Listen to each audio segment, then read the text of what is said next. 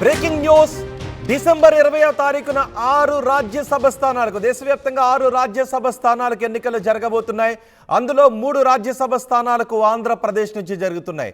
అందులో రాజ్యసభకు వెళ్ళబోతున్నది ఎవరో తెలుసా? ఇప్పుడు నేను మీకు చెప్పబోతున్నాను. పవన్ కళ్యాణ్ సోదరుడు నాగబాబు ఈసారి రాజ్యసభకు వెళ్లే అవకాశాలు కనిపిస్తున్నాయి. ఆంధ్రప్రదేశ్లో 3 రాజ్యసభ స్థానాలకు నామినేషన్ వేశారు. కూటమి తరపున పెద్దల సభకు నాగబాబు వెళ్ళబోతున్నారు అనే చర్చ జరుగుతోంది. అన్న కోసం deputy CM Pawan Kalyan sketch వేశారు. ఢిల్లీ పర్యటనలో బీజేపీ పెద్దల దగ్గర నుంచి మాట తీసుకున్నారు అనే చర్చ కూడా జరుగుతుంది. ఢిల్లీ పర్యటనలో మోదీ అమిత్ షా వద్ద ఈ ప్రతిపాదన చేశారు. సానుకూలంగా స్పందించారు బీజేపీ అగ్రనేతలని తెలుస్తోంది. గత ఎన్నికల్లో అనకాపల్లి నుంచి పోటీ చేయాలి అని అనుకున్నారు. కానీ సీట్ల పంపకాలలో భాగంగా బీజేపీకి అనకాపల్లి సీటు వెళ్లడంతో నాగబాబు పోటీ చేయలేదు. అంతకు ముందు 2019లో ఆయన నరసాపురం నుంచి ఎంపీ స్థానానికి పోటీ చేసి గెలవలేదు. కానీ ఈసారి మాత్రం నాగబాబు పెద్దల సభకు వెళ్లే అవకాశాలు కనిపిస్తున్నాయి. పెద్దల సభకు బీద మస్తాన్ రావు, సానా సతీష్, నాగబాబు ముగ్గురు వెళ్లే అవకాశాలు కనిపిస్తున్నాయి. మోపిదే వెంకటరమణ, బేద మస్తాన్ రావు, రాగ కృష్ణ వీళ్ళ ముగ్గురు రాజీనామా చేయడంతో 3 ఖాళీలు ఏర్పడ్డాయి. ఇప్పుడు వారి స్థానంలో పెద్దల సభకు మస్తాన్ రావు, సానా సతీష్, నాగబాబు ముగ్గురు వెళ్లే అవకాశాలు కనిపిస్తున్నాయి. డిసెంబర్ 20వ తారీఖున ఎన్నికలు జరగబోతున్నాయి. పూర్తి సమాచారం ఆంధ్రప్రదేశ్ నుంచి మా ప్రతినిధి కృష్ణమోహన్ అందిస్తారు. కృష్ణమోహన్, ఈసారి నాగబాబుకు రాజ్యసభ కన్ఫర్మ్ అయినట్టేనా? ఢిల్లీ పర్యటనలో ఆ మాట బీజేపీ పెద్దల నుంచి పవన్ కళ్యాణ్ తీసుకున్నారు అనే చర్చ జరుగుతోంది. నాగబాబు రాజ్యసభకు వెళ్ళబోతున్నారా? ఎస్ రోహిత్, మొత్తం మీద అయితే ఆంధ్రప్రదేశ్కి సంబంధించిన 3 రాజ్యసభ సీట్లు, మొత్తం భారతదేశంలో 6 రాజ్యసభ సీట్లకి నోటిఫికేషన్ ఇస్తున్న నేపథ్యంలో దాంట్లో 3 ఆంధ్రప్రదేశ్ నుంచే జరుగుతున్న పరిస్థితి. గతంలో వైసీపీలో ఉన్న 3 కీలక నేతలు మోపిదేవి రమణ, తర్వాత బీదా మస్తాన్ రావు, తర్వాత కిష్టయ్య ముగ్గురు కూడా నేతలు రాజ్యసభ సీట్లకి రాజీనామా చేసిన నేపథ్యంలో ఒక సీటు బీదా మస్తాన్ రావుకి తిరిగి ఎన్నుకునే విధంగా ముందుగానే ఒక ఒప్పందం కుదిరింది అనేది జరుగుతున్నారు. దాంట్లో ఒక సీటు మాత్రం బీదా మస్తాన్ రావుకి క్లారిటీ ఉంది. ఆ విషయంలో ఎటువంటి తర్జన భర్జన లేదు. అయితే ఇప్పుడు పవన్ కళ్యాణ్ తమ్ముడు నాగబాబుకి కూడా సీటు ఇవ్వబోతున్నారు అనే ఒక చర్చ దాదాపుగా ఖరారైంది. ఈ వ్యవహారంలో అంటే ముందు మిగిలిన 3 సీట్లలో 2 తెలుగుదేశం, 1 జనసేన తరఫున వెళ్ళే పరిస్థితి. దానికి బీజేపీ నేతలు కూడా ఒప్పుకున్నారు. పవన్ కళ్యాణ్ కూడా ఢిల్లీలో 2 రోజుల పాటు అక్కడే ఉన్నారు.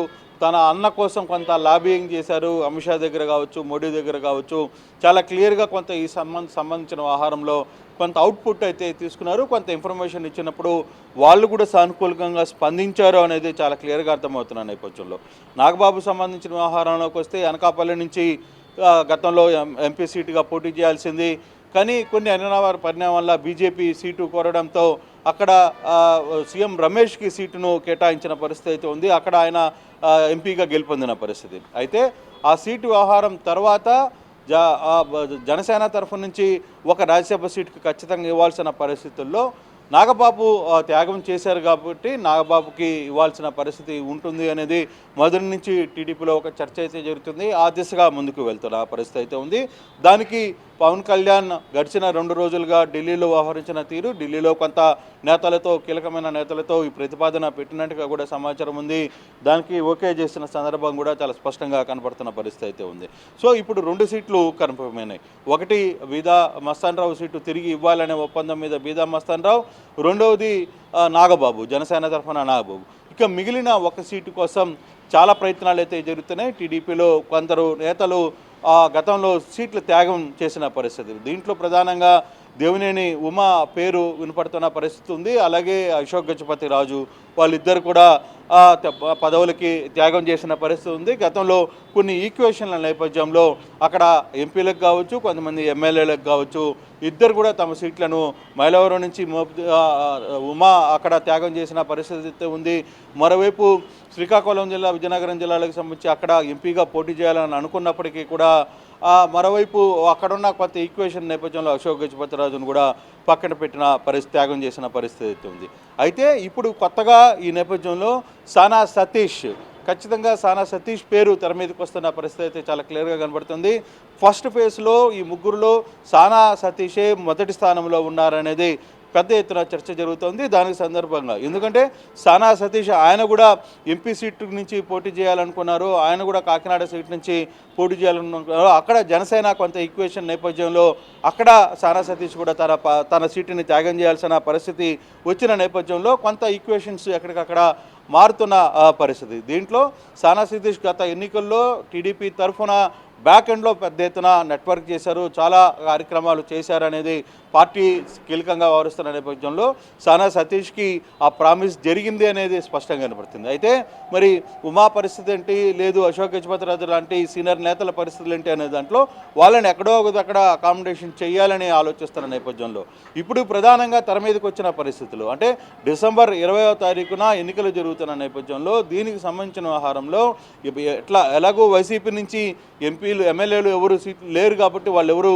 ముందుకు వచ్చే పరిస్థితి లేదు కాబట్టి ఏకగ్రీవం అయ్యే నేపథ్యంలో కూడా ఈ ముగ్గురు దాదాపుగా ఖరారు అవుతున్న నేపథ్యంలో ఒకటి సానా సతీష్, రెండవది బీదా మస్తాన్ రావు, మూడవది వచ్చి నాగబాబు పేర్లు దాదాపుగా ఖరారయ్యే పరిస్థితి అయితే చాలా స్పష్టంగా కనపడుతుంది. దీని మీద కొంత జరుగుతున్నప్పటికీ కూడా ఈ సానా సతీష్ అంటే నాగబాబు గురించి పవన్ కళ్యాణ్ పావులు కలిపారు.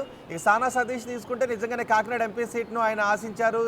అన్ని పార్టీల్లోనూ కూడా ఆయనకి అనుకూలంగానే, అటు పవన్ కళ్యాణ్ కూడా సానా సతీష్కి అనుకూలంగానే ఉంటారు, ఇటు టీడీపీ నుంచి లోకేష్ చంద్రబాబు కూడా ఆయనకు అనుకూలంగానే ఉంటారు. ఇవన్నీ కూడా సానా సతీష్కు కలిసి వచ్చే అంశాలుగా చూడొచ్చా?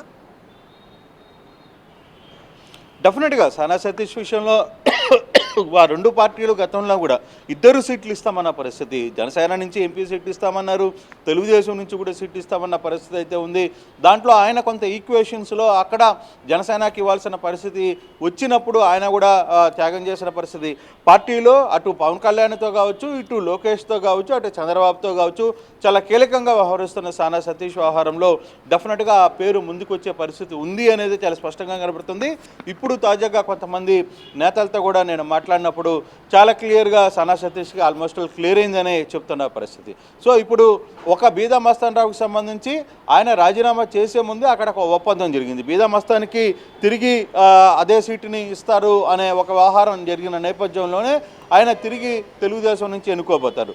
తర్వాత ఎవరైతే మోపిదేవి రమణ ఉన్నారో ఆయన ఇక్కడ త్యాగం చేయాల్సిన పరిస్థితి వచ్చింది, ఆయన ఎమ్మెల్సీ ఇచ్చే పరిస్థితి అయితే కనపడుతుంది. ఆ తర్వాత అదే సామాజిక అంటే ఫిషరీస్ సంబంధించిన మత్స్యకారులకు సంబంధించిన వ్యవహారంలో కొంత కీలక నాయకుడిగా ఉన్నాడు కాబట్టి ఎమ్మెల్సీగా ఇచ్చి ఆయనకి ఏదైనా ఒక ఇంపార్టెంట్ అయిన పదవి ఇవ్వాలని తెలుగుదేశం ఆలోచిస్తున్న నేపథ్యంలో సో ఈ 3 ఈక్వేషన్స్లో ఉన్న దీంట్లో మరోసారి సానా సతీష్ని నిలబెడితే బాగుంటుంది అనేది చాలా క్లియర్గా టీడీపీ ఆలోచిస్తుందని.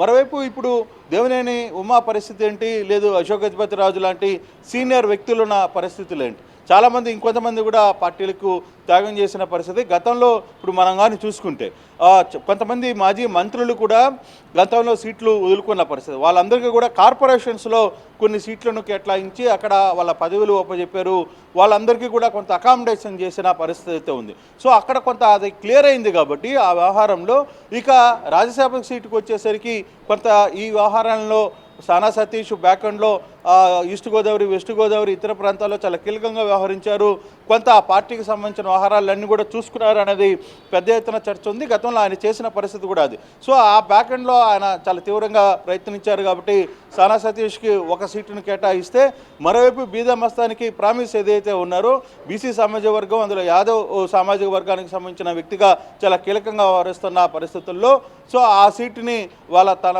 బీదా మస్తాన్ రావుకి తిరిగి కేటాయించి తర్వాత ఎలాగో జనసేనకి ఒక సీటు కేటాయించాలి కాబట్టి సో ఆ సీటుకి సంబంధించిన వ్యవహారంలో నాగబాబు పేరు ప్రస్తావన వచ్చింది. నాగబాబు వ్యవహారంలో పవన్ కళ్యాణ్ 2 రోజుల పాటు ఢిల్లీలో ఉన్నారు, ఆ వ్యవహారంలో ఇతర కార్యక్రమాలు చూసుకున్నప్పటికి కూడా ఈ నాగబాబు పేరుని ప్రస్తావించి అక్కడ ఓకే చేయించుకున్న నేపథ్యంలో ఈ 3 పేర్లు దాదాపుగా ఖరారయ్యే పరిస్థితి అయితే ఉంది. ఇక చివరి నిమిషంలో ఏదైనా మార్పులు చేర్పులు, కొంత ఈక్వేషన్స్, తర్వాత సెంట్రల్ నుంచి కొంత ఏదైనా మార్పులు చేస్తే తప్పితే దాదాపుగా ఈ 3 పేర్లు ఖరారయ్యేటట్టుగా చాలా స్పష్టంగా కనపడుతున్న పరిస్థితి అయితే కనపడుతుంది. రోహిత్. రైట్. కృష్ణమోహన్, మోపిదేవి వెంకటరమణ, బీదా మస్తాన్ రావు, ఆర్ కృష్ణయ్య రాజీనామాలతో ఏర్పడిన రాజ్యసభ ఖాళీలకు డిసెంబర్ 20వ తారీఖున ఎన్నికలు జరగబోతున్నాయి. దేశవ్యాప్తంగా 6 స్థానాలకు ఎన్నికలు జరగబోతుంటే ఆంధ్రప్రదేశ్ నుంచి 3 స్థానాలకు ఎన్నికలు జరగబోతున్నాయి.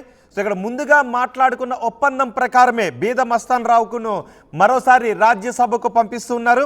ఇక మిగిలిన ఖాళీల్లో నాగబాబు, సానా సతీష్ ఇద్దరిని రాజ్యసభకు పంపటానికి ఏర్పాట్లు చేస్తున్నట్టుగా తెలుస్తోంది. పవన్ కళ్యాణ్ ఢిల్లీ వెళ్ళి బీజేపీ పెద్దల దగ్గర ఈ విషయం గురించి మాట్లాడారు.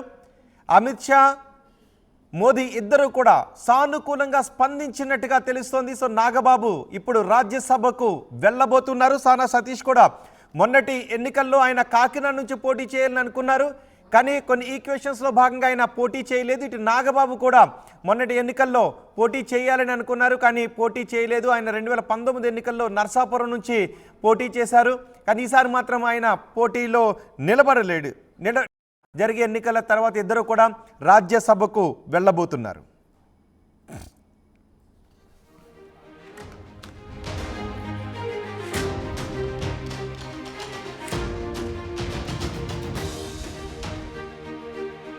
పవన్ కళ్యాణ్ సోదరుడు నాగబాబు రాజ్యసభకు వెళ్లే అవకాశాలు కనిపిస్తూ ఉన్నాయి. ఆంధ్రప్రదేశ్లో 3 రాజ్యసభ స్థానాలకు ఎన్నికలు జరగబోతున్నాయి. డిసెంబర్ 20వ తారీఖున కూటమి తరపున పెద్దల సభకు వెళ్లే వారి పేర్లు ఇవే: బీద మస్తాన్ రావు, సానా సతీష్, నాగబాబు. బీద మస్తాన్ రావు వైసీపీ నుంచి రాజీనామా చేసి వచ్చేటప్పుడే ఆయనకు మాట ఇచ్చారు, ఆయన్ను పెద్దల సభకు తిరిగి పంపిస్తామని. అందులో భాగంగానే ఇప్పుడు బీద మస్తాన్ రావుకు మరోసారి అవకాశాన్ని కల్పిస్తున్నారు. బీద మస్తాన్ రావును రాజ్యసభకు పంపిస్తున్నారు. ఇక మోపిదేవి వెంకటరమణ, ఆర్ కృష్ణయ్య, బీద మస్తాన్ రావు ముగ్గురు రాజీనామాలు చేయడంతో ఈ ఖాళీలు ఏర్పడ్డాయి. ఇక మిగిలిన ఇద్దరు సానా సతీష్, నాగబాబు. జనసేన నుంచి నాగబాబు రాజ్యసభలో అడుగు పెట్టబోతున్నారు. సానా సతీష్కు అన్ని పార్టీల్లోనూ మిత్రులు ఉన్నారు. ఇటు బీజేపీలోనూ ఉన్నారు, టీడీపీలోనూ ఉన్నారు. జనసేనాని పవన్ కళ్యాణ్ కూడా సానా సతీష్తో అత్యంత సన్నిహితంగా ఉంటారు. కాబట్టి ఇవన్నీ సానా సతీష్కు కలిసి వచ్చిన అంశాలు. మొన్న కాకినాడ నుంచి ఆయన పోటీ చేయాలని అనుకున్న కొన్ని ఈక్వేషన్స్లో సీట్ల పంపకాల్లో భాగంగా ఆయన పోటీ చేయలేదు. సో ఇవి సానా సతీష్కు కలిసి వస్తున్న అంశాలు. సో ఇప్పుడు ఆంధ్రప్రదేశ్ నుంచి రాజ్యసభకు వెళ్ళబోతున్న ముగ్గురు వీరే: బీద మస్తాన్ రావు, సానా సతీష్, కొణిదెల నాగబాబు, పవన్ కళ్యాణ్ అన్న. నాగబాబు రాజ్యసభకు వెళ్ళే అవకాశాలు దాదాపు క్లియర్ అయిపోయినట్టే. సో నాగబాబు రాజ్యసభకు వెళ్ళబోతున్నారనే వార్తలపై మీ అభిప్రాయం ఏంటి? మీ అభిప్రాయాన్ని కమెంట్